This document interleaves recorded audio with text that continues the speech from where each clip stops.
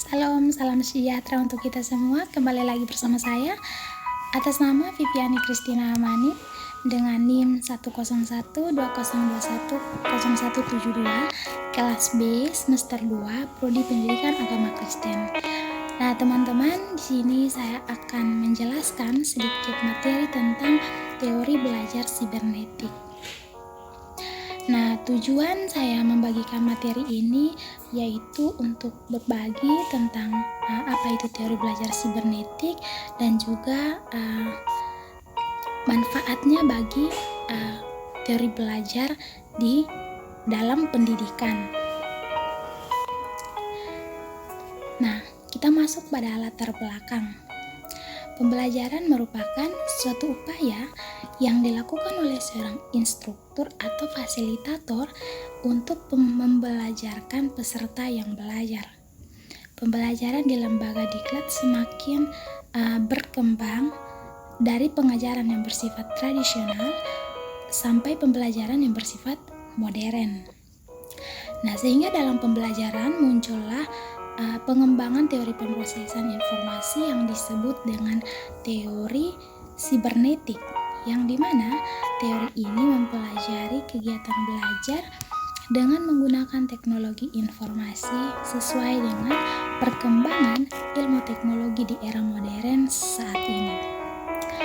Dalam hal ini ditemukannya implikasi dengan adanya penerapan teori sibernetik.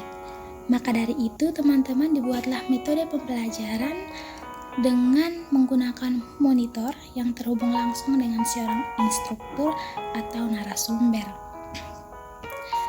Nah, teori belajar sibernetik.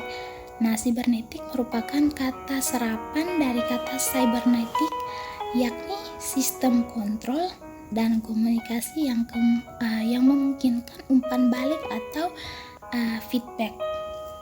Kata cybernetic ditulis dengan kata cybernetic berasal dari bahasa Yunani yang berarti pilot atau pengendali.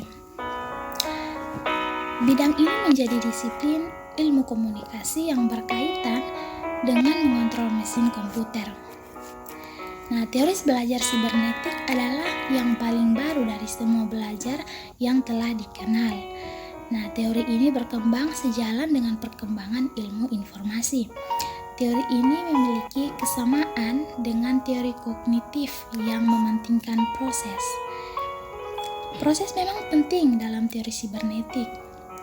Namun, yang lebih penting adalah sistem informasi yang diproses karena informasi akan menentukan proses.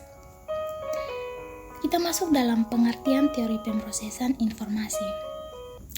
Teori pemrosesan informasi adalah teori kognitif tentang belajar yang menjelaskan pemrosesan, penyimpanan, dan juga pemanggilan kembali pengetahuan dari otak.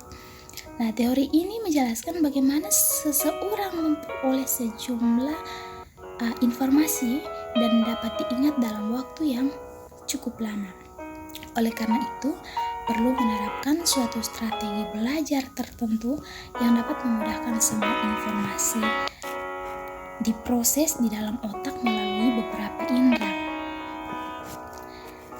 Nah, pengertian teori belajar.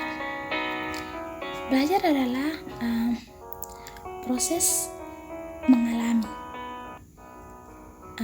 Dalam hal ini berarti bahwa belajar terjadi karena adanya interaksi individu dengan lingkungannya, baik itu lingkungan fisik ataupun lingkungan sosial. Teori belajar ini merupakan tuntutan masyarakat global akan pendidikan berkualitas yang berbasis teknologi informasi. Menurut God and Brophy yang tertuang dalam bukunya Education Psychology, A Realistic Approach, mengatakan bahwa belajar adalah learning is the development of new association as a result of experience.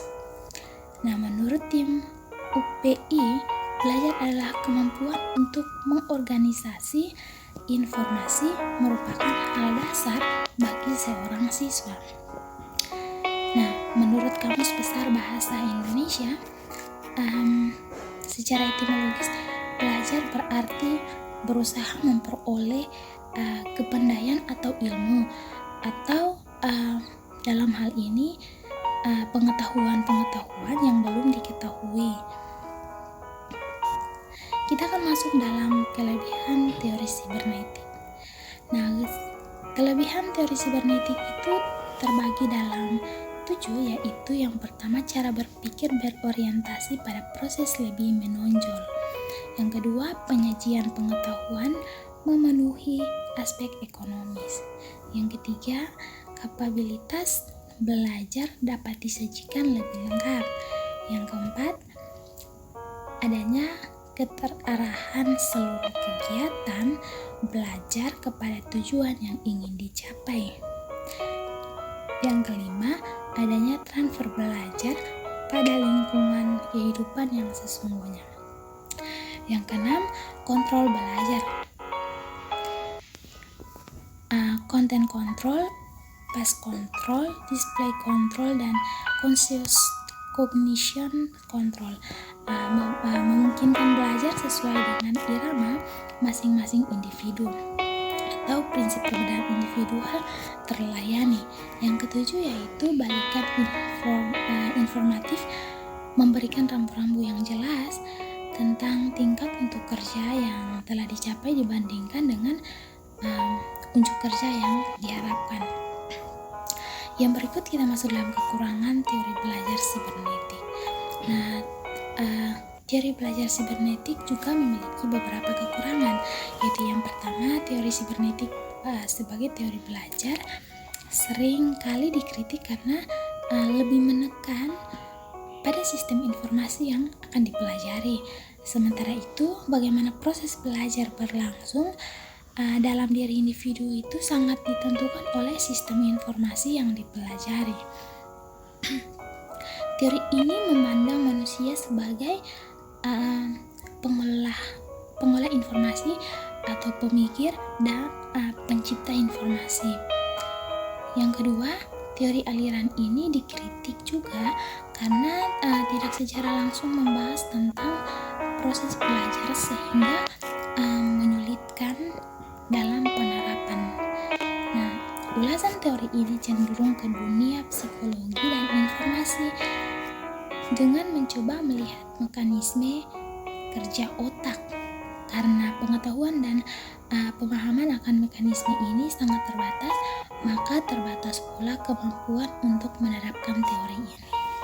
Baik, itu adalah materi singkat dari saya. Sekian dan terima kasih, semoga bermanfaat.